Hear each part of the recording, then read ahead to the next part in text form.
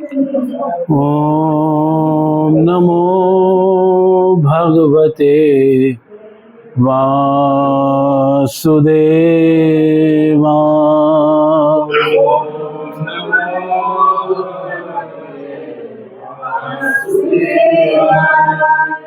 ओम नमो भगवते वासुदेवाय।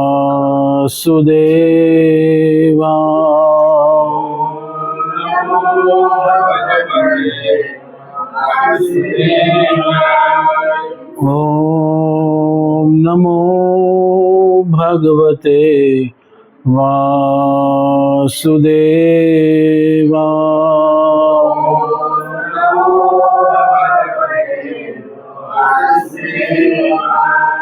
नारायणं नमस्कृत्य नरं चैव नरोत्तमं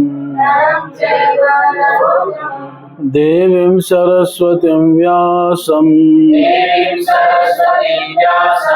ततो जयमुदीरये। नष्टप्रायेषु भद्रेषु नित्यं भागवत सेवया भगवतेरुत्तम श्लोके भक्तिर्भवति नष्टके। ओम अज्ञानतिमिरान्धस्य ज्ञानञ्जनशलाकया चक्षुरुन्मीलितं येन तस्मै श्रीगुरवे नमः। श्रीचैतन्यमनोभीष्टं स्थापितं येन भूतले स्वयं रूपा कदा मह्यं ददाति स्वपदम्। वन्देऽहं श्रीगुरो श्रीयुतपदकमलं श्रीगुरून् वैष्णवांश्च श्रीरूपं साग्रजातं सहगणरघुनाथं तं सजीवं साद्वैतं सावधूतं परिजनसहितं कृष्णचैतन्यदेव श्रीराधा कृष्णपादान् सदा ललिता श्रीविशाखान्वितांश। हे कृष्ण करुणा सिंधु दीनबंधु जगत् गोपेश गोपिका कांत राधा कांत नमस्ते। तप्त कांचन गौरांगे राधे वृंदावनेश्वरी विश्वानुसुते देवी प्रणमामि हरि। वाञ्छाकल्पतरुभ्यश्च कृपा सिन्धुभ्येव च पतितानां पावनेभ्यो वैष्णवेभ्यो नमो। जय श्री कृष्ण चैतन्य प्रभु नित्यानंद श्री अद्वैत गदाधर शिवासादि गौर भक्तवृंद। हरे कृष्णा कृष्णा कृष्णा हरे हरे हरे राम राम राम हरे हरे। नमो विष्णुपादाय कृष्ण पृष्ठाय भूतले श्रीमते भक्ति वेदांत स्वामी निति नाम। नमस्ते सरस्वती देवी गौरवाणी प्रचारिणी निर्विशेष शून्यवादी पाश्चात्य देशतारिणी।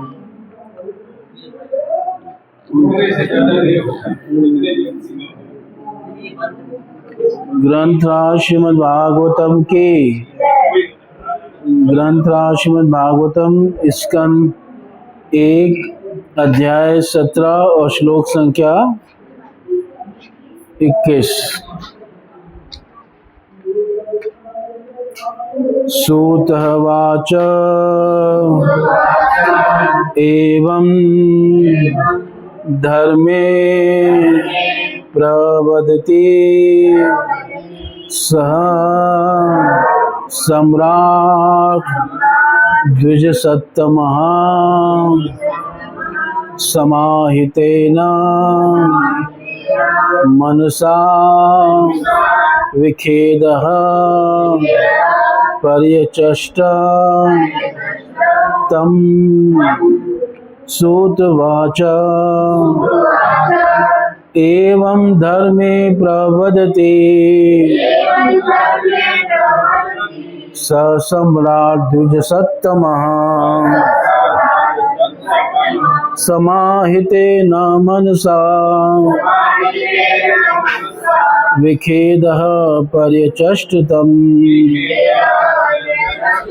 सूतवाच एवं धर्मे प्रवदति स सम्राट द्विजसत्तमः समाहितेन मनसा विखेदः पर्यचष्टतम्। सूतवाच एवं धर्मे प्रवदति स सम्राट द्विजसत्तमः समाहितेन मनसा विखेदः पर्यचष्टतम्। बोले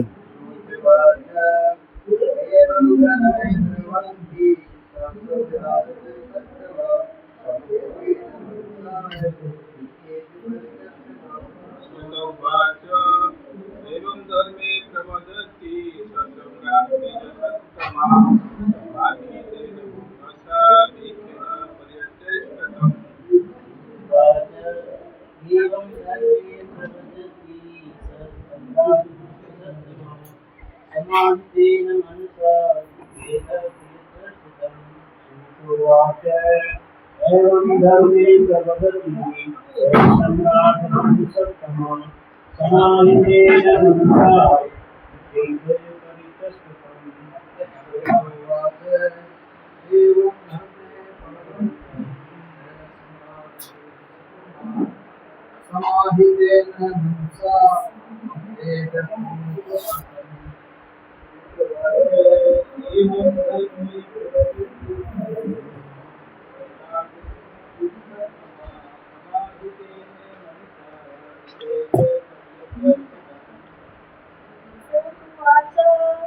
एवं धर्मे प्रवदति सम्राट द्विजसत्तमः समाहितेन मनसा विखेदः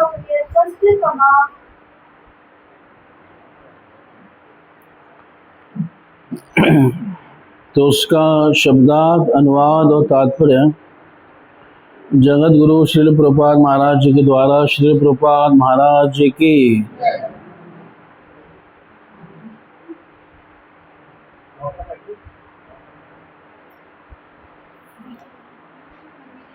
श्री सूत गोस्वामी ने कहा, हे ब्राह्मणों में श्रेष्ठ, धर्म को इस प्रकार बोलते सुनकर सम्राट परीक्षित अत्यंत संतुष्ट हुए और बिना किसी त्रुटि या खेद के उन्होंने इस प्रकार उत्तर दिया।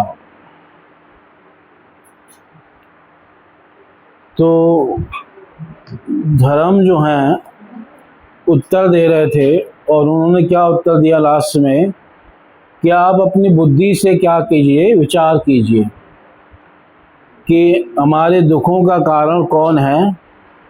अप्रतर्क्याद अनिर्देशात इति केषु अपि निश्चय अत्र अनुरूपम राजऋषे विमर्श स्वमनीषया। तो जो मन और वाणी के अगोचर है, इस प्रकार कई लोग कहते हैं कि उन्हीं भगवान के द्वारा सबको क्या प्राप्त हो रहे हैं, सुख दुख प्राप्त हो रहे हैं। केशु वैष्णवेशु अपि निश्चय, तो अत्र अनुरूपम राजर्षे स्वमनीषया विमृश्य। ए राजर्षे, यहाँ पे जो अनुरूप हो उसके हिसाब से अपनी बुद्धि से आप क्या कीजिए, विचार कीजिए। तो अब सूत जी इस कथा को आगे बढ़ा रहे हैं और सूत जी कह रहे हैं, सूतवाच, सूत जी ने कहा, एवं धर्मे प्रवदति, कि इस प्रकार से एवं जो धर्म है इस प्रकार से वो क्या कर रहा है, बोल रहा है।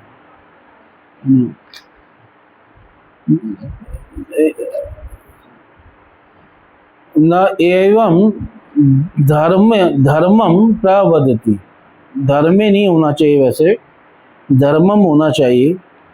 या स सम्राट द्विज सत्तमा, तो वो जो सम्राट थे, हे श्रेष्ठ ब्राह्मणों, समाहितेन, जब उनको उस प्रकार से समाधान मिला तो वो विखेद, उनका खेद, उनका दुख क्या हो गया, दूर हो गया।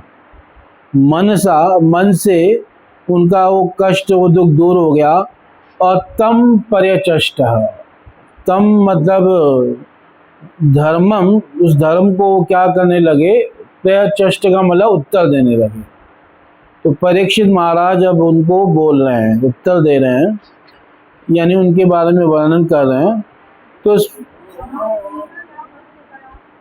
मतलब समाहित का मतलब उनका जो है समाधान से संतुष्ट हुए, है ना। समाधान जो था मिला उनको, समाधाने न संतुष्ट मनसा विखेद, उनका खेद चला गया। खेद चला गया, उसको क्या कह रहे हैं, विखेद, विगत खेद, मतलब खेद मतलब जो दुख हो रहा था। देखो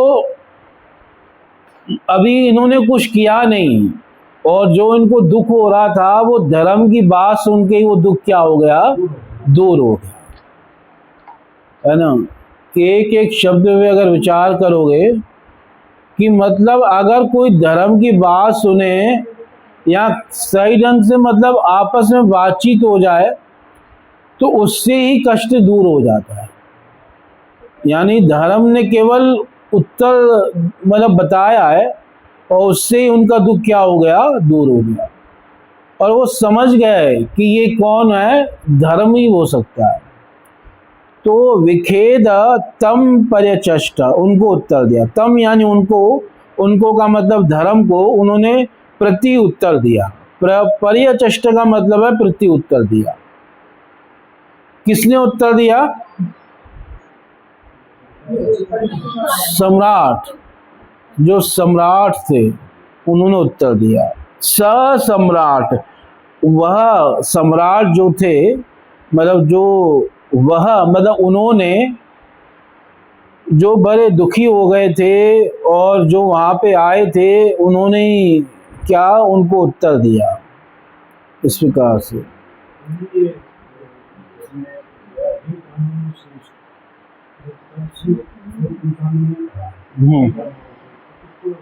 शौनक आदि ऋषियों को, क्योंकि सूर्य जी कथा कर रहे हैं शौनक आदि ऋषियों से, तो उन्हीं को कह रहे हैं द्विज सत्तमा, हे ब्राह्मण, श्रेष्ठ ब्राह्मणों, ब्राह्मणों में श्रेष्ठ।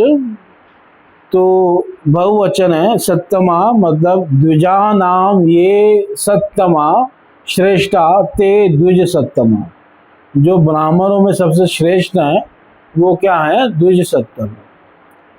तो एक वचन में द्विज सत्तम होता और बहुवचन में क्या है, द्विज सत्तम। तो सभी शौनक आदि ऋषियों को कह रहे हैं, क्योंकि ये सभी ऋषि कौन से वंश के हैं, शौनक आदि ऋषि कौन से वंश के हैं, भृगु वंश के। तो सब श्रेष्ठ ब्राह्मण हैं, भृगु। तो इस प्रकार से एवं धर्मे प्रवदति स सम्राट द्विज सत्तमा समाहितेन मनसा विखेद पर्यचष्टतम। तात्पर्य सुनिए, धर्म रूपी बैल का कथन दर्शन तथा ज्ञान से परिपूर्ण था और राजा इससे संतुष्ट हुए। समाहितेन, समाहितेन का मतलब संतुष्ट हुए, ठीक है। क्यों संतुष्ट हुए, क्योंकि वचन जो है वो ज्ञान से परिपूर्ण था, धर्म से परिपूर्ण था। उन्होंने अधर्म की बात नहीं कही थी, क्योंकि वे जान गए कि पीड़ित बैल कोई सामान्य जीव नहीं था। जब तक कोई परमेश्वर के नियम से पूर्ण रूप से अवगत न हो तब तक वह ऐसी मार्मिक बातों का या दार्शनिक सत्य का भाषण नहीं कर सकता। सम्राट भी समान रूप से कुशाग्र बुद्धि वाले थे, अतः उन्होंने बिना किसी त्रुटि या संशय के उत्तर दिया। मतलब वो पहचान गए, बातचीत से पता चल जाता है कि व्यक्ति का स्तर क्या है ना, वो कितना समझदार है या क्या है, वो उसकी बात से पता चल जाता है। राजोवाच धर्मं ब्रवीषि धर्मज्ञ धर्मोऽसि वृषरूपधृक् यद् अधर्म कृतस्थानं सूचकस्यापि तद्भवेत्।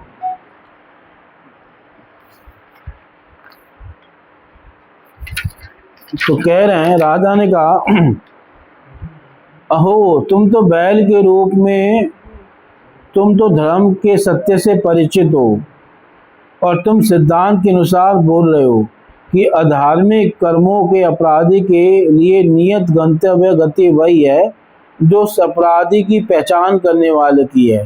तुम साक्षात धर्म के अतिरिक्त अन्य कोई नहीं हो। तो परीक्षित ने क्या कहा? सबसे पहले कहा धर्मम ब्रवीषि, तुम धर्म बोल रहे हो। धर्मज्ञ, क्योंकि तुम धर्म के तत्वों को क्या करने वाले हो? जानने वाले हो।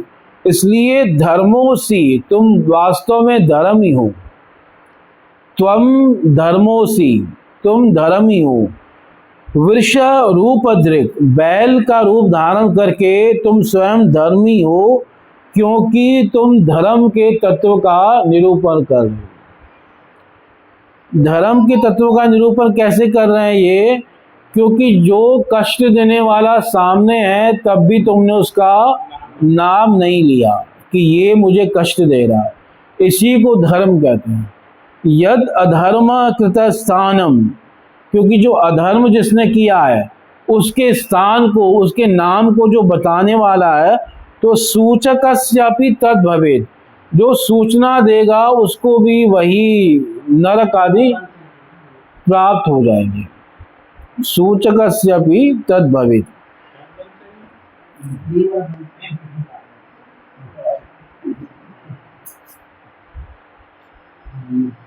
यद अधर्म कृत स्थानम सूचकस्यापि तद् भवेत्, कि जो अधर्म का स्थान बताने वाला है नहीं ठीक है, कोई दिक्कत नहीं, ठीक है, रहने दो। हाँ ठीक है। यद अधर्म कृत स्थानम सूचकस्यापि तद् भवेत्। तो कहने का भाव यह है कि जो नरक आदि प्राप्त होंगे अधर्म करने वाले को, वही नरक आदि प्राप्त होंगे किसको? जो उसका बताने वाला है कि ये इसने पाप किया है, ये इसने गलत कार्य किया है, ऐसी जो सूचना देगा उसको भी वही प्राप्त होंगे। यानी जो लोग बहुत निंदा आदि करते हैं, बुराई करते हैं, तो वो जो गलत कार्य किसी व्यक्ति ने किया है उसकी कार्यों की चर्चा करके वही फल उनको भी प्राप्त हो जाएगा। उल्टा वो अपनी जीवा से बोल बोल के उसके गंध को साफ करना। जैसे गाय माता होती है ना, अपने बच्चों की गंदगी कैसे साफ करती है, ऐसे ही जो निंदक है वो भी जीभ से चाट रहा है गंदगी को। यानी मतलब निंदा करने वाला जो है वो हमारी गंदगी को ले लेगा सब, तो अपनी जीभ से क्या है, चाट चाट के। इसलिए किसी की भी बुराई या निंदा कभी मत करना। यहाँ पे देखो, धर्म को जो कष्ट दे रहा था, धर्म उसका नाम नहीं ले रहा, क्योंकि जिसका नाम, जो नाम लेगा उसको भी वही प्राप्त हो जाएगा।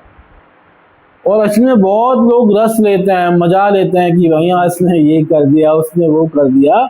ये भक्ति का भी नाश करेंगे और उल्टा वो जो है उसके दोष दूर होते जाएंगे, और दोष किसके ऊपर आते जाएंगे?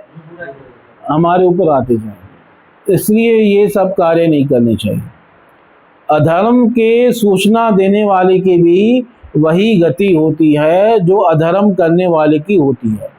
इसलिए यहाँ पे स्पष्ट कह रहे हैं, यद अधर्म कृत स्थानम सूचकस्य भी तद भवेत्। कई बार हम जबरदस्ती महान बनना चाहते हैं, कोई हमसे पूछ भी नहीं रहा तब भी हम बता रहे हैं, तो ऐसा नहीं बताना चाहिए, नहीं ज़्यादा निंदा आदि बुराई आदि के चक्कर में पड़ना चाहिए। एक तो उससे असद अभिनिवेश हो जाता है। असद अभिनिवेश समझते हैं, मतलब दूसरी बातों में ध्यान चला जाना, जो भक्ति के अलावा है उन बातों में ध्यान चला जाता है ना, और फिर उन्हीं का वर्णन करते करते हमें उसी में रस मिलने लगता है, फिर हमें भगवान की भक्ति में कथा आदि में रस नहीं मिलता। और हम कई लोग मंदिर में आते ही इसलिए हैं, इधर बैठ लिए उधर बैठ लिए, इधर की बात उधर कर ली उधर की बात इधर कर ली, वो पूरा अपना पंचायत करने आते कई लोग। कई फैमिली में इसके लिए झगड़ा हो रहा है, हाँ, मतलब कई लोग है ना, कई लोग वो पंचायत करने में बड़ा मजा आता है, तो इसी चीज़ों में लगे। मंदिर आके भी वो न भगवान का दर्शन करना, नाम लेना है, कथा सुनना, इन सब में नहीं है ना। थोड़ी देर इसके साथ बैठ गए, थोड़ी देर इसके साथ बैठ गए, वो बातें जान ली वो जान ली, और फिर कोई बात इधर करी कोई उधर करी, इनसे भी चक्करों में लगे हुए। तो इस प्रकार से जो अधर्म के स्थान की सूचना देगा उसको भी वही फल प्राप्त होगा जो अधर्म करने वाले को प्राप्त होगा। इसलिए धर्म ने नाम नहीं लिया कि ये कलयुग मुझे क्या दे रहा है, कष्ट दे रहा है। इसलिए वो कह रहे हैं, पहचान गए कि तुम वास्तव में धर्म हो। धर्मम ब्रवीषि, तुम धर्म बोल रहे हो, धर्मज्ञ, तुम धर्म के तत्वों को जानने वाले हो, और तुम वास्तव में धर्म ही हो उस बैल के रूप में। यद अधर्म कृत स्थानम सूचकस्य भी तद्भवेत्।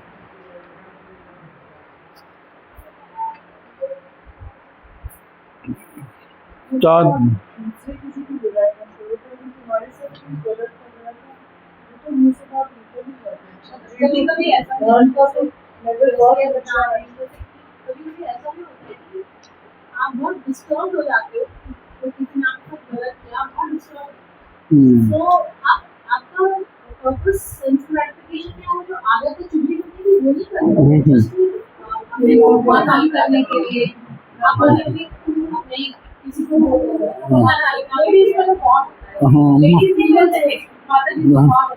मन हल्का करना है ना। नहीं, मतलब देखो, एक आधी बार किसी को बता दिया, मन हल्का कर दिया, वो चल जाएगा, पर कई बार है ना जिनका कुछ लेना देना भी नहीं होता किसी चीज़ से। कई ऐसे हैं कि जैसे आपको किसी भक्त की बात पता चल गई, आपके साथ ना कुछ गलत हुआ, ना एक लेना एक ना देना दो, कुछ भी नहीं है, तब भी आप उसका प्रवचन कर रहे हो, तब भी उसके बारे में आप बता रहे हो, तो वो चीज़ क्या है, गलत है। कई बार किसी की यश फैलता है, कीर्ति फैलती है, तो कई लोग चिढ़ने लगते हैं, तो वो फिर वो उसकी क्या करते हैं, वो पर्सनल अटैक पे आ जाते हैं। जब जिनके पास कोई तथ्यात्मक बात नहीं होती ना, कि कोई शास्त्रीय बात करें या शास्त्रीय सिद्धांत से किसी को काटें, जब किसी के पास ऐसी बात नहीं होती तो क्या करने लगता है, पर्सनल अटैक करने लगता है, जो कि बिल्कुल नहीं करना चाहिए। तो इस प्रकार से बता सकते हैं, अपना दिल हल्का कर सकते हैं अगर आपके साथ कुछ गलत हुआ है। पर कई बार लोग का जहाँ कोई मतलब नहीं है और जिनके साथ कुछ हुआ भी नहीं है उस प्रसंग में, तब भी वो उसका बढ़ चढ़ के वर्णन कर, तो वो चीज़ गलत है। हैं? फैमिली के साथ बातचीत होती है तो भगवान की बातचीत करो ना। हाँ,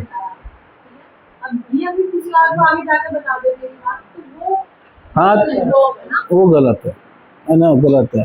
मतलब इस प्रकार से कई बातें पर्सनल होती हैं, तो उनको किसी को नहीं बताना चाहिए। मतलब अगर किसी ने बता दी विश्वास करके, तो उसको आगे नहीं बताना चाहिए, है ना। कि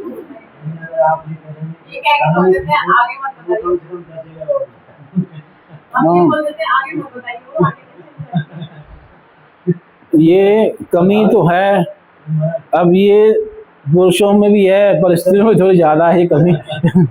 रस विकास है। हाँ हाँ, कोई बात छिपेगी नहीं। एक्चुअल में क्या है, जैसे आप गलती करो ना तो आपकी पत्नी आपको माफ़ कर देगी कि हाँ भाई चलो आपने माफ़ी मांग ली तो कर देगी, पर जब मौका मिलेगा ना तो उस बात को सुनाएगी जरूर। माफ़ करने के बाद भी वो उस बात को भूलेगी नहीं, अरे सुनाएगी जरूर। तो मतलब थोड़ा उनका स्वभाव होता है स्त्रियों का ऐसे। बाकी ये है कि अगर आप भगवान से जुड़े हो, भगवान की भक्ति में हो, तो ज़्यादा असत चर्चा नहीं करनी चाहिए, है ना। वैसे करनी नहीं चाहिए, ये बोलना पड़ा ज़्यादा नहीं करनी चाहिए, ये भी गलत बात है, करनी ही नहीं चाहिए असत चर्चा। अगर आपका कोई बहुत ज़्यादा आपको नुकसान हुआ है तो आप अपना मन हल्का कर सकते हो, बता सकते हो। जहाँ आपका कुछ लेना देना नहीं है फिर भी आप बता रहे हो तो ये चीज़ गलत है, वो नहीं होना चाहिए। आगे तो तात्पर्य लिख रहे हैं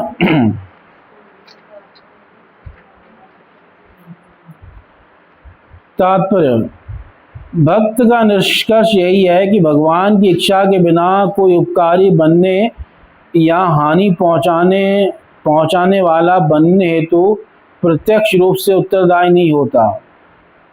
अतः भक्त किसी को ऐसे कर्म के लिए प्रत्यक्ष रूप से उत्तरदायी नहीं मानता, न लाभ करने वाले को न हानि करने वाले को, क्योंकि वो समझता है कि ये सब किसके द्वारा हो रहा है, भगवान के द्वारा हो रहा है, तो प्रत्यक्ष में वो ऐसा दोष नहीं लेता। किंतु वह दोनों ही परिस्थितियों में यह मान लेता है कि हानि या लाभ ईश्वर प्रदत्त है और इस प्रकार यह उनकी कृपा है। लाभ के विषय में इससे कोई असहमति प्रकट नहीं करेगा कि वह ईश्वर प्रदत्त होता है, लेकिन हानि या पराजय के विषय में मनुष्य संशय करता है कि भला श्री भगवान अपने भक्त पर इतना निष्ठुर क्यों होंगे कि उसे विपत्ति में डालें। ईसा मसीह को जब अज्ञानी मनुष्यों ने सूली पर चढ़ा दिया तब वे घोर विपत्ति में पड़े प्रतीत होते थे, लेकिन वे अपराधकर्ता के ऊपर कभी क्रुद्ध नहीं हुए। अनुकूल या प्रतिकूल वस्तु को स्वीकार करने की यही विधि है। इस प्रकार भक्त के लिए अपराधी की बुराई करने वाला अपराधकर्ता के समान ही पापी है। भगवत कृपा से भक्त सभी प्रकार की विपत्तियां सहता है। महाराज परीक्षित ने इसे देखा, इसलिए वे समझ सके कि यह बैल कोई नहीं बल्कि साक्षात धर्म है।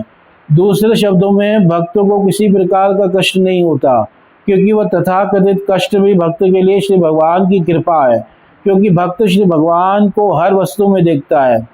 गाय तथा बैल ने कभी राजा से शिकायत नहीं की कि वे कलयुग द्वारा सताए जा रहे हैं। यद्यपि राज अधिकारियों के समक्ष सभी मनुष्य ऐसी शिकायतें पेश करते हैं। बैल के असाधारण आचरण से ही राजा ने निष्कर्ष निकाला कि बैल साक्षात धर्म था, क्योंकि धर्म की बारीकियों को अन्य कोई भी इस प्रकार नहीं समझ सकता। क्योंकि धर्म ने जो है सूक्ष्म धर्म तत्व का वर्णन किया। धर्म ने किस तत्व का वर्णन किया? सूक्ष्म धर्म तत्व का वर्णन किया। इसलिए परीक्षित ने क्या कहा? धर्मज्ञ। आप धर्म को जानने वाले हो और धर्म का ही प्रवचन कर रहे हो और उस सूक्ष्म धर्म का प्रवचन कर रहे हो, इसलिए आप वास्तव में कौन हो? धर्म ही हो। और सूक्ष्म प्रवचन क्या था कि उन्होंने कहा कि भाई हमारे को समझ नहीं आ रहा कि हमें कष्ट किसने दिया। वो पुरुषम तम न विजानीमा, उस पुरुष को हम नहीं जानते जो हमारे कष्टों का मूल कारण है। तो कुछ लोग ऐसा कहते हैं जो मन और वाणी से परे है, उसी के द्वारा ये सब कष्ट दिए जा रहे हैं। तो इस प्रकार का जो प्रवचन किया वो सूक्ष्म धर्म के तत्वों को बता रहा था। स्थूल तत्व क्या होता है कि भाई हमने तो इसी ने कष्ट दिया, इसने किया, ये स्थूल तत्व है। पर सूक्ष्म तत्व क्या है? जब वो व्यक्ति जो है इस प्रकार से बोलता है, वो किसी के ऊपर दोषारोपण नहीं कर रहा कि मुझे इसने कष्ट दिया, इसने कष्ट, ऐसा नहीं कर रहा। आगे अब एक और सिद्धांत कह रहे हैं, अथवा देव माया नूनम गतेर गोचरा चेतसो वचसापि भूतानामिति निश्चय। इस प्रकार निष्कर्ष यह निकलता है कि श्री भगवान की शक्तियाँ अचिंत्य हैं। कोई न तो मानसिक चिंतन द्वारा न ही शब्द चातुर्य द्वारा उनका अनुमान लगा सकता है। अथवा मतलब एक तो ऐसा ही है कि सबको जो कष्ट हैं, सुख दुख हैं, वो भगवान के द्वारा दिए जा रहे हैं। कुछ लोगों ने ऐसा निश्चय किया है। अथवा दूसरा, भगवान की जो माया है उसकी गति को भी समझना क्या है, बड़ा मुश्किल है। देव माया या नूनम गति रगोचरा, निस्संदेह भगवान की माया की गति को भी समझना क्या है, अगोचर है। चेतस वचसश्चापि, न तो मन से न वाणी से कोई भगवान की माया की गति को समझ सकता है। और भूता नाम इति निश्चय, और जितने भी जीव हैं वो तो कभी समझ ही नहीं सकते। इसलिए भगवान की माया के कारण ही सबको तरह तरह के क्या प्राप्त हो रहे हैं, कष्ट प्राप्त हो रहे हैं, है ना। ये भगवान की फैली हुई माया का ऐसा प्रभाव है। चारों तरफ जो भगवान की माया है उसने सबको मोह रखा है, सबको बंधन में बांध रखा है, और उसके कारण ही सभी जीव दुखी हो रहे हैं, सभी कष्ट उठा रहे हैं। और इस माया के तत्व को समझना भी क्या है, मन और वाणी से परे है। जीवों के लिए इसकी गति भी अगोचर है। तो ऐसा भी कह सकते हैं कि सबको कष्ट देने वाली कौन है, भगवान की माया। और भगवान ने माया को इसलिए बनाया है कि अपनी तरफ लगाने के लिए माया क्या देती है, कष्ट देती है ना। काम क्रोध दासैया तार लाती खाए, ये जीव काम क्रोध लोभ आदि का दास बन के माया की लाते खाता रहता है। माया एक ठोकर मारती है ना। और भ्रमिते भ्रमिते यदि साधु वेद पाए, और इस प्रकार तरह तरह की योनियों में भ्रमण करते करते कभी अगर कोई साधु वैद्य मिल गया तो फिर क्या होगा, तार उपदेश मंत्रे पिशाची पलाए, फिर उस साधु के उपदेश मंत्र से यह माया रूपी पिशाचनी क्या चली जाएगी, दूर चली जाएगी, है ना। जैसे किसी को अगर पिशाचनी लगी हो, किसी भूतनी ने पकड़ लिया हो, तो उसके लिए किसको बुलाना पड़ता है, तांत्रिक को। तो ऐसे ही एक को सब पिशाची लगी हुई है, और कौन सी पिशाची है, माया। जैसे महाप्रभु ने भी कहा कि पिशाचीर कोले, कि जीव किसकी गोद में सो रहा है, माया की गोद में सो रहा है। तो साधुओं के उपदेश मंत्र से वो पिशाची चली जाएगी। तार उपदेश मंत्रे पिशाची पलाए, कृष्ण भक्ति पाए तबे कृष्ण निकट जाए, तब उसे कृष्ण भक्ति प्राप्त होगी और तब वो कृष्ण के निकट जा सकता है। तो यानी साधु ही वो तांत्रिक हैं, भक्ति वो तांत्रिक हैं जो माया रूपी पिशाचनी को क्या करेंगे, उतारेंगे अपनी जार फूक करके। और जार फूक क्या है, भगवान का ये उपदेश। तार उपदेश मंत्रे, वो पिशाची भाग जाएगी। तो इस प्रकार से माया भी है भगवान की शक्ति। भगवान ने कहा कि भाई कई लोग तो सीधे तरीके से मेरे पास आ जाएंगे और कई लोग नहीं आएंगे, तो उनको तुम लाते मारना, फिर वो दुख की ठोकरें खाकर फिर कहाँ आएंगे, मेरे पास आएंगे, है ना। तो इस प्रकार माया ने भी, माया को भी भगवान ने कृपा के लिए बना रखा है ना। जहाँ घी सीधे उंगली से नहीं निकलता वहाँ भगवान जो है इस प्रकार से करते हैं, है ना। पर ये है भगवान की कृपा ही। तो माया का ये कार्य है, जीवों को कष्ट में डालना, जीवों को मोहित करना, है ना, जीवों को तरह तरह की ठोकर मारना।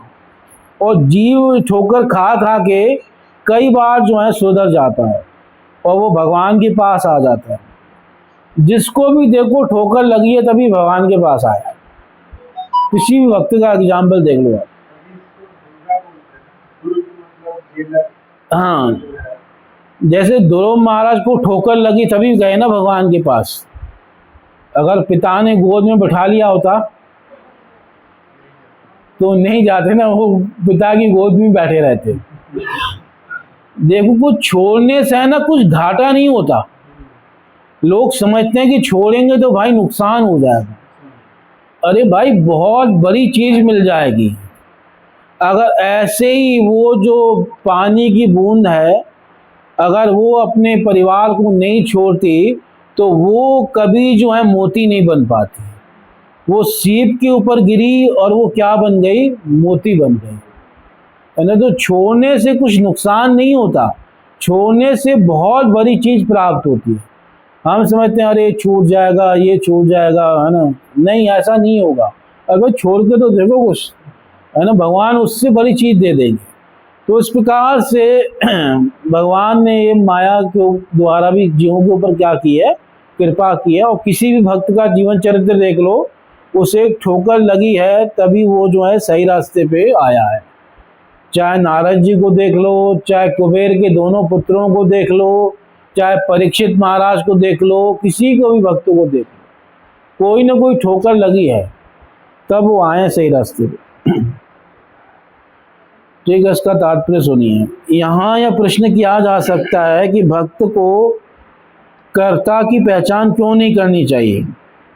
भाई, अगर किसी ने गलत किया तो उसको बताने में क्या दिक्कत है? यद्यपि वह यह निश्चित रूप से जानता है कि श्री भगवान ही समस्त वस्तुओं के कर्ता हैं, अंतिम कर्ता से परिचित हुए मनुष्य को वास्तविक संपन्न कर्ता से अनभिज्ञ नहीं बने रहना चाहिए। इस संदेह का उत्तर यह है कि श्री भगवान भी प्रत्यक्ष रूप से उत्तरदायी नहीं होते, क्योंकि हर काम उनके द्वारा नियुक्त माया शक्ति द्वारा ही संपन्न होता है। माया सदैव ही श्री भगवान की परम सत्ता के विषय में संदेह उत्पन्न करती रहती है। धर्म यह अच्छी प्रकार जानता था कि परमेश्वर की इच्छा के बिना कुछ भी संपन्न नहीं हो सकता, तो भी माया उसे संशय में डाल रही थी, जिससे वह परम कारण बताने से कतराता रहा। यह संशय कली तथा माया दोनों के कलमश के कारण था। कलयुग का समस्त वातावरण भ्रामक शक्ति के कारण विस्तृत हो गया है और उसकी माप की सीमाओं को बताया नहीं जा सकता। ये माया का क्षेत्र बहुत क्या हो गया है? बढ़ गया है कलयुग में। यहाँ पे भगवान को घुमाने वाली बात नहीं। जैसे कह रहे कि भगवान को डायरेक्ट आप कुछ मत करो कि भगवान कुछ नहीं कर रहे, माया कर रहे। माया भी भगवान का दिया हुआ चीज है। अगर माया कर रहा है, भगवान का वहाँ पे रोल नहीं, माया तो अकेली कुछ नहीं कर पाएगी, फिर भगवान का हम कुछ नहीं बोलेंगे। नहीं, अल्टीमेटली तो सारे भगवान से निकलते हैं, भगवान से खत्म होती है, हम कुछ नहीं बोलेंगे। मैं जैसे मेरा बेटे को बोला तो तू ये काम कर दो, वो करके आ गया, मैं तो थोड़ा किया, मेरा बेटा किया, ये थोड़ा ना होता है। नहीं, अल्टीमेटली तो हर काम भगवान की इच्छा से ही हो रहा है। और जो माया भी जीवों को सुख दुख दे रही है वो भगवान की इच्छा से ही दे रही है, क्योंकि माया जड़ है तो वो भगवान की शक्ति से ही शक्तिमती होकर सब कार्य करती है। पर फिर भी जो सुख दुख प्राप्त हो रहे हैं, जैसे हमने कल भी चर्चा की थी, ये भगवान के द्वारा जीवों को प्राप्त हो रहे हैं। पर जो सामान्य जीव हैं, इन सबको अपने कर्मों का फल ही प्राप्त हो रहा है।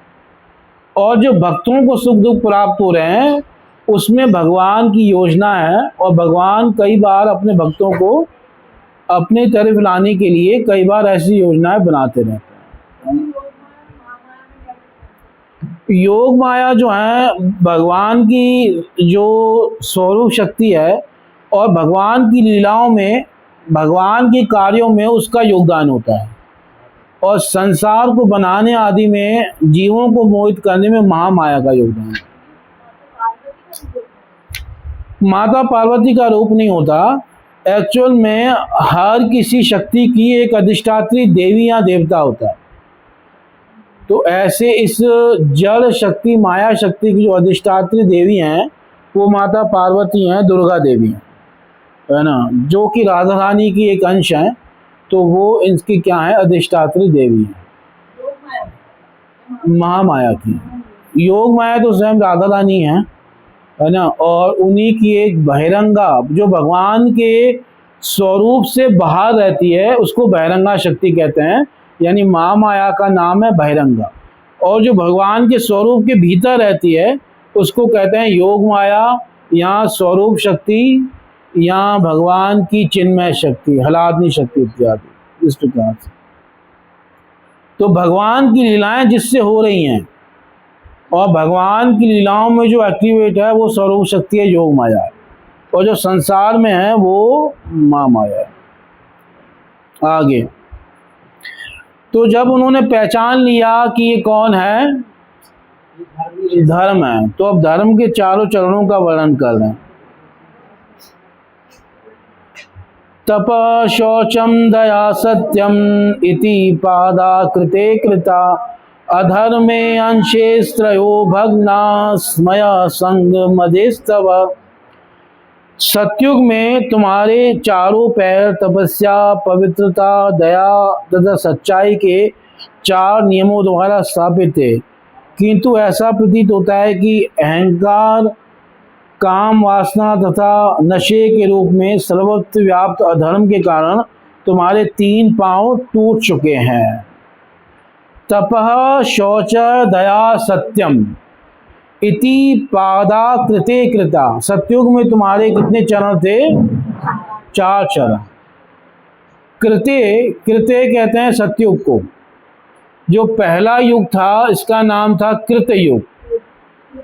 हाँ, कृत, कृत का मतलब है जो व्यक्ति अपने सारे कार्यों को संपन्न कर चुका है, जो कृत कृत्य हो चुका है, कहते हैं ना कृत कृत्य हो गया, यानी जो धन्य हो गया है, यानी जो जन्म से ही धन्य है, जन्म से ही जिनको मतलब सहज ही भगवान के प्रति भाव है।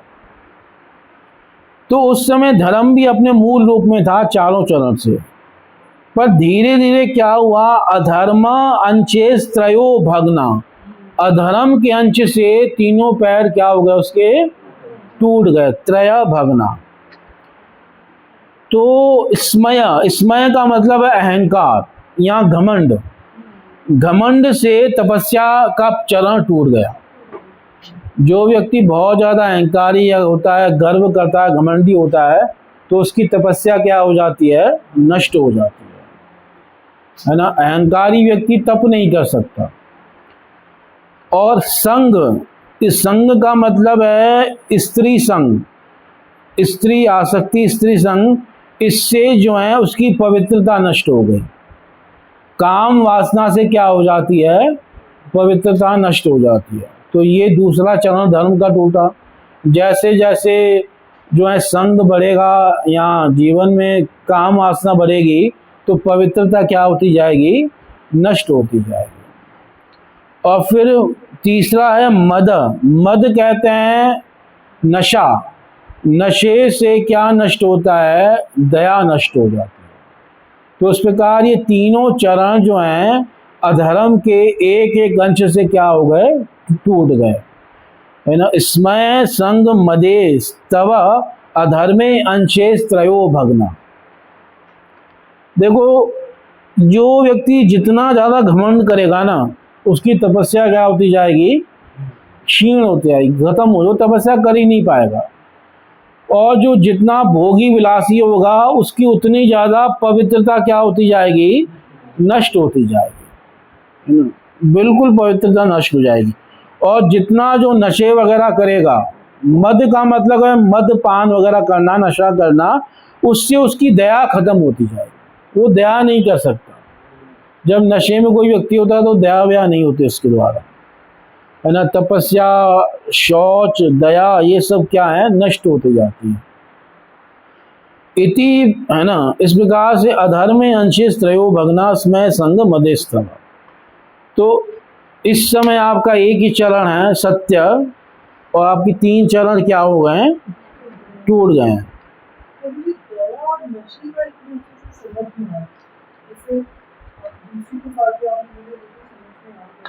जैसे इसको दूसरी प्रकार समझते थे, हिंसा करता है, तो हिंसा से भी क्या होती है, दया नष्ट होती है। जैसे कोई, जैसे मांसाहार वगैरह करते हैं, तो हिंसा कर रहे हैं, तो उससे क्या नष्ट होती है, दया नष्ट होती है। हाँ, जो हिंसा कर रहा है किसी भी प्रकार की, तो वो उससे दया उसकी क्या हो रही है, नष्ट हो रही है। और ये कब होता है? जब ये सारा जो अत्याचार होता है नशे की अवस्था में होता है, तो उससे उसकी दया क्या होती है? क्योंकि नशा करने से व्यक्ति हिंसक बनता जाता है ना। जो व्यक्ति होश में काम नहीं कर सकता वो नशे में कर देता है, ऐसे ऐसे काम कर देता है बहुत ज़्यादा हिंसा के, तो इसलिए वो दया क्या हो जाती है? नष्ट हो जाती है। मुझे पहले जो बिहार में नरसंहार होते थे, सब नशा करते ही नरसंहार करते हाँ, क्योंकि नशे से है ना ऐसी प्रवृत्ति जग जाती है, फिर वो हिंसा आदि करने में बिल्कुल भी संकोच नहीं करता। जैसे वो घटना नहीं आई थी अभी जो कुछ साल पहले हुई थी, जो निर्भया कांड हुआ था, तो वो इतना हिंसा कैसे कर ली उन लोगों ने, है ना। ऐसा गंदा नशा किया था कि ऐसे उनकी बुद्धि इतनी क्या हो गई, भ्रष्ट हो गई। वरना वो नॉर्मल समाज में रहते थे, है ना, तो बिना नशे के कोई इतनी बड़ी हिंसा नहीं कर सकता। जगत में मतलब जितने भी चोरी, डकैती, लूटमार, बलात्कार ये सब हो रहे हैं, ये नशे के बाद ही होते हैं। अधिकतर चीज़ें, अधिकतर अपराध, है ना, तो उसमें व्यक्ति, लड़ाइयाँ भी अधिकतर नशे में ही हो रही हैं, है ना। हाँ, किसी भी चीज़ का, जैसे सत्ता का नशा, है ना, भाई हमारे पास सत्ता है, तो ये जो नशा होता है ना, इससे बहुत बड़ी हिंसा क्या है, बढ़ जाती है। एक तरफ प्रभु जी समाज में सरकार ने दारू का दुकान खुलवा है, एक तरफ पुलिस का थाना खुलवा है, और लोग वहाँ पे खा के नशा करके गलत काम करे, पुलिस का थाना वाले, इसको हम सोसाइटी को क्या दे सकते हैं? अगर एक उम्र की सरकार का पास ऑप्शन होगा तो क्या ऑप्शन होगा? दारू भी चाहिए और ये भी चाहिए, तो बीच में इसको भी रोकना, क्या कर सकते हैं? क्योंकि देखो कई लोग ऐसे हैं जो बिना इसके रह भी नहीं सकते, तो उनकी व्यवस्था के लिए ये चीज़ करनी पड़ती है ना। पर यह है कि व्यक्ति अपनी लिमिट में करे हर काम, और किसी के साथ हिंसा न करे। अगर हिंसा करेगा तो उसे दंड मिलना चाहिए, है ना। वो दंड मिलेगा तो फिर उसको आगे भय भी होगा गलत कार्य करने का। बाकी आपको सरकार ये भी बंद कर दे, वो भी बंद कर दे, तो उससे भी काम नहीं चलेगा ना, क्योंकि बंद करने के बाद भी लोग सुधरते नहीं हैं। जहाँ आज दारू नहीं मिल रही जिन राज्यों में, वहाँ के दारू नहीं पीते लोग, दूसरे स्टेट से हाँ सब पीते हैं, हाँ, और वो गलत नशे करते हैं। फिर कई लोग तो आयोडेक्स का नशा करते हैं, बताओ आप। हाँ मिक्स का हाँ, ऐसे अजीब अजीब, हाँ हाँ, अजीब अजीब तरह के नशे करते हैं लोग। हैं। हाँ, सोल्यूशन भी का नशा भी, चूने का नशा करते थे, हाँ अजीब अजीब। इसी आदमी को नशा करेगा। ठीक है, तात्पर्य सुनिए। भ्रामक शक्ति या भौतिक प्रगति जीव पर उस अनुपात में अपना प्रभाव दिखाती है जिस अनुपात में जीव माया के भ्रामक आकर्षण का शिकार होता है। पतंगे प्रकाश की चमक से आकृष्ट होते हैं और उस प्रकार वे अग्नि के शिकार हो जाते हैं। इसी प्रकार ठगनी शक्ति माया सदैव बद्ध जीवों को मोहित करके उन्हें मोह की अग्नि में झोंकती रहती है। वैदिक शास्त्र बद्ध जीवों को आगाह करते हैं कि वे भ्रम के शिकार न बने, अपितु उससे छुटकारा प्राप्त करें। वेद हमें आगाह करते हैं कि हम अज्ञान के अंधकार में न जाएं, लेकिन प्रकाश के पथ पर अग्रसर हों। श्री भगवान स्वयं भी हमें आगाह करते हैं कि माया की ठगनी शक्ति की जितना अत्यंत दुष्कर है, किंतु पूर्ण रूप से जो श्री भगवान की शरण में चला जाता है वह सरलता से जीत सकता है। लेकिन श्री भगवान के चरण कमलों के आश्रय में जाना आसान नहीं है। ऐसी शरण तो तपस्या, पवित्रता, दया तथा सत्य से युक्त पुरुषों को ही मिल सकती है। उन्नत सभ्यता के ये चारों नियम सत्युग के उल्लेखनीय लक्षण थे। उस युग में प्रत्येक मनुष्य एक प्रकार से उच्च कोटि का योग्य ब्राह्मण होता था और आश्रमों में सभी परमहंस अर्थात उच्च कोटि के सन्यासी होते थे। सांस्कृतिक आधार के कारण मनुष्यों को माया ठगती नहीं थी। ऐसे प्रबल चरित्रवान व्यक्ति अपने आप को माया के पास से दूर रखने में सक्षम थे। लेकिन धीरे धीरे ज्यों ज्यों ब्राह्मण संस्कृति के मूल सिद्धांतों तपस्या, पवित्रता, दया तथा सत्य में अहंकार, काम वासना तथा नशे में आनुपातिक वृद्धि के कारण कटौती होती गई, त्यों त्यों मोक्ष का मार्ग या दिव्य आनंद का मार्ग मानव समाज से और अधिक दूर होता चला गया। कलयुग की अवधि बढ़ते रहने से लोग अत्यंत अहंकारी हो रहे हैं और वे स्त्रियां तथा नशे के प्रति आसक्त रहते हैं। कलयुग के प्रभाव से कंगाल को भी अपनी कौड़ी का अभिमान है। स्त्रियां पुरुषों के मन को हरने हेतु एक से एक आकर्षक वस्त्र पहनती हैं और पुरुषों को शराब पीने, धूम्रपान करने, चाय पीने तथा तंबाकू चबाने की लत पड़ गई है ना। खैनी, गुटखा, है ना, की बहुत गंदी। और ये तो सारे जगत मतलब पूरा रास्ता वगैरह भी गंदा करते रहते हैं ना, ये जो गुटखा वगैरह खा रहे हैं ऐसे गंदी। कई लोग तो कोई ऐसे हो गए हैं जिनका मुंह ही नहीं खुलता। हाँ, इतना मतलब गुटखा खाते हैं दिन भर कि उनका मुंह ही नहीं खुलता, है ना। मतलब बहुत गलत चीज है ये। वो मसाला होता है, सुपारी वगैरह, वो नशा होता है। और एक पुड़िया निकाली फिर खाई, है ना। और कई लोगों का मुंह दिन भर भरा रहता है।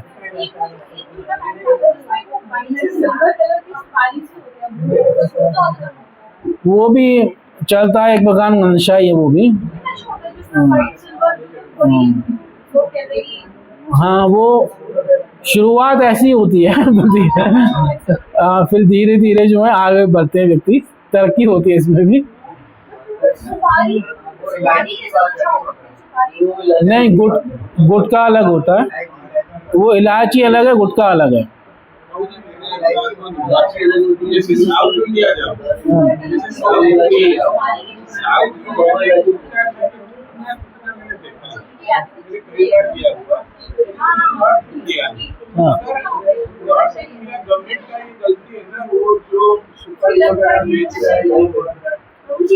वो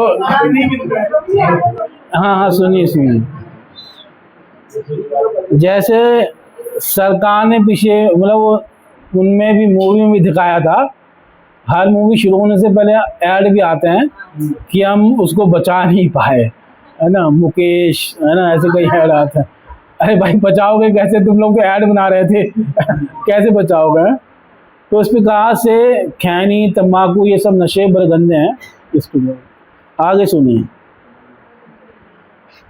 तो प्रभुपाद जी कह रहे हैं कि स्त्रियों पुरुषों के मन को हरने हेतु एक से एक आकर्षक वस्त्र पहनती है और पुरुषों की शराब पीने, धूम्रपान करने, चाय पीने, तंबाकू चबाने की लत पड़ी हुई है। ये सभी आदतें या सभ्यता की तथागत प्रगति सारे अधर्म की जड़ है और इसलिए व्यभिचार, घूस, भाई भतीजावाद व्याप्त है। मनुष्य इन बुराइयों को कानून तथा पुलिस द्वारा नहीं रोक सकता, लेकिन वह मन के रोग को उचित दवा करके ठीक कर सकता है। यह दवा है ब्राह्मण संस्कृति अर्थात तप, पवित्रता, दया तथा सत्य के नियमों का पक्षधर बनना।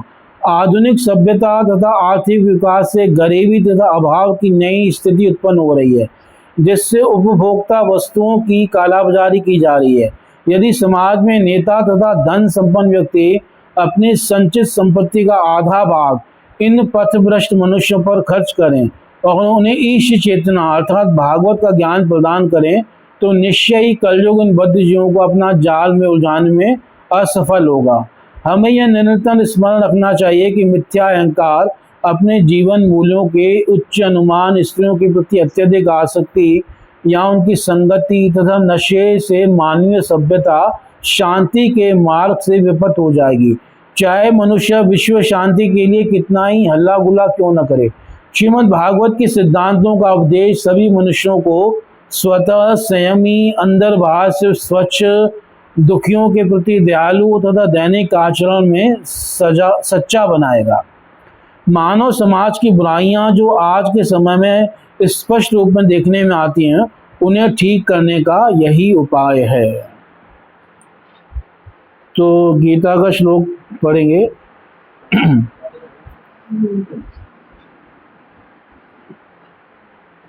कौन सा पढ़ना है आज? चौथा। 15वां अध्याय 4था श्लोक। ततः पदं तत्परिमार्गगन्तव्यं ततः पदं तत्परिमार्गितव्यं यस्मिन् गता न निवर्तन्ति भूय तमेव चाद्यं पुरुषं प्रपद्ये यत प्रवृत्ति प्रसृता पुराणी। तत्पश्चात उसे ऐसे स्थान की खोज करनी चाहिए जहाँ जाकर लौटना न पड़े और जहाँ उसे श्री भगवान की शरण ग्रहण कर ली जाए, जिससे अनादिकाल से प्रत्येक वस्तु का सूत्रपात तथा विस्तार होता आया है। यानी पहले कहा कि संसार रूपी वृक्ष को किससे काटना है? असंग शस्त्रेण दृढ़ेन छित्त्वा। ततः उसके बाद क्या करें भाई? संसार के वृक्ष को हमने काटा वैराग्य से, तो तत्पदम तत्परिमार्गी है ना, मतलब उस मार्ग को ढूंढना है। गंतव्यम जहाँ से यस्मिन गता न निवर्तन्ति भूया, जहाँ से जाकर कोई वापस नहीं आता। यानी उस मार्ग को, उस जगह को ढूंढना है जहाँ से जाकर हम लोग वापस नहीं आते। यानी किसकी बात हो रही है ये? भगवान के धाम की, भगवान के धाम की। और तमेव चाद्यम पुरुषम प्रपद्ये, उन्हीं भगवान की शरण लेनी है। यत प्रवृत्ति प्रसृता पुराणी, पुरानी यानी अनादिकाल से जिनसे सारी प्रवृत्तियाँ, सब चीज़ों की क्या हो रही है? प्रवृत्ति हो रही है। सारी सृष्टि जिनसे आ रही है प्रसृता, और सारी प्रवृत्ति वगैरह जिनसे आ रही है अनादिकाल से, उन्हीं भगवान की शरण लेनी है। यानी कि खाली वैराग्य से काम नहीं चलेगा। क्या विरक्त हो गए उसके बाद आपको किसी की शरण भी लेनी पड़ेगी, आश्रय में भी जाना पड़ेगा और ऐसे स्थान की खोज करनी पड़ेगी जहाँ से दोबारा संसार में लौटना न पड़े। इसलिए यहाँ पे कह रहे हैं ततः पदम परिमार्गितव्यम यस्मिन् गता न निवर्तन्ति भूय तमेव चाद्यम पुरुष प्रपद्ये यत प्रवृत्ति प्रसृता पुराणी। उन्हीं भगवान की शरण में जाना है। पुरुषम प्रपद्ये, तमेव उसी पुरुष की, किसकी? आद्यम, जो आदि पुरुष है, आद्यम पुरुषम। और यतः प्रवृत्ति, जिससे ही सारी संसार की क्या हो रही है? प्रवृत्ति हो रही है, सारा फैलाव हो रहा है। और कब से हो रहा है? अनादिकाल से, पुरानी। तो इस प्रकार से वैराग्य धारण करके फिर भगवान का भजन भी करना है, तभी जो है संसार से व्यक्ति निकल सकता है। वरना पार होने के मतलब, कोई कहे, जैसे एक कथा आती है अन्य शास्त्रों में कि वहाँ पे चंद्रमा को जो है एक देवी माना गया था, है ना। तो एक व्यक्ति था, वो बहुत उससे सौंदर्य से प्रभावित था, तो उसने बहुत तपस्या की और तपस्या करके भगवान से क्या वरदान मांगा कि मैं अमर हो जाऊं, तो ये चंद्रमा फिर मुझे पसंद कर लेगी, ये देवी, और मुझसे विवाह करेगी। अब वो अमर तो हो गया, मतलब मर नहीं रहा, पर वो बूढ़ा हो रहा है। और वो जो देवी है चंद्रमा की, उसने पसंद किया, उसने देखा भी नहीं उसकी तरफ। तो अब ऐसी अमरता का भी फायदा क्या, है ना, क्योंकि उसका बुढ़ापा वगैरह तो वो गया नहीं। तो इसलिए खाली जो है विरक्ति से काम नहीं चलेगा, उसके बाद किसी की शरण भी होनी चाहिए, वरना विरक्ति किसी काम की नहीं है ना। ठीक है। हरे कृष्ण। ग्रंथराज श्रीमद् भागवतम की, जगत गुरु श्रील प्रभुपाद महाराज जी की, निताई गौर प्रेमानंद।